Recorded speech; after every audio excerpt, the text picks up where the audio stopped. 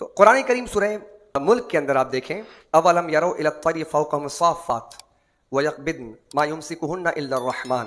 ابھی اللہ نے قرآن کریم میں ذکر کیا کہ تم پرندوں کو کیوں نہیں دیکھتے، پرندوں کو کیوں نہیں دیکھتے، اس کی حیات کو، اس کے اڑان کو کیوں نہیں دیکھتے.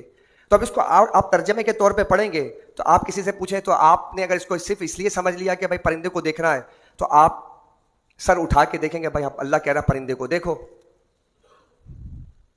اللہ نے فرمایا کہ پرندے کو دیکھو، تو آپ نے سر اٹھا کے دیکھا یہ پرندہ اڑ رہا ہے، اس کے پر ہیں، اڑ رہا ہے.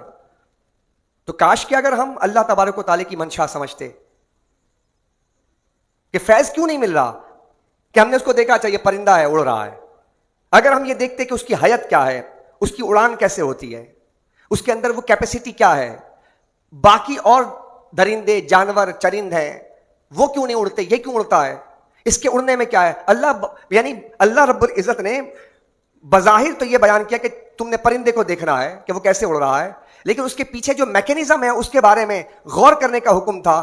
اگر شاید کہ ہم یہ غور کرتے تو جہاز کی ایجاد کا سہرا ہمارے سر پر ہوتا، جہاد ہم پھر ایجاد کر لیتے اگر ہم اس پہ غور کر لیتے. اور پھر اس میں کہا کہ غور کرو یہ پرندے کے اوپر.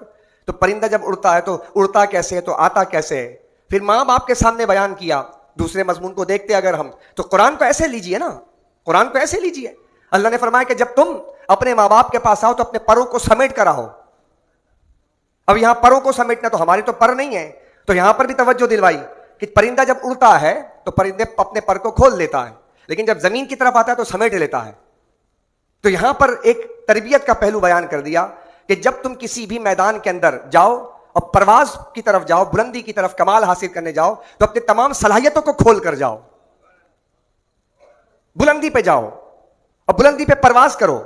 لیکن جب تم زمین کی طرف آؤ یعنی اپنے ماں باپ کی طرف آؤ تو چونکہ اب یہاں پر تمہیں کمال نہیں دکھانا بلکہ عاجزی کے ساتھ اپنے پروں کو سمیٹ کر ماں باپ کے پاس آنا ہے.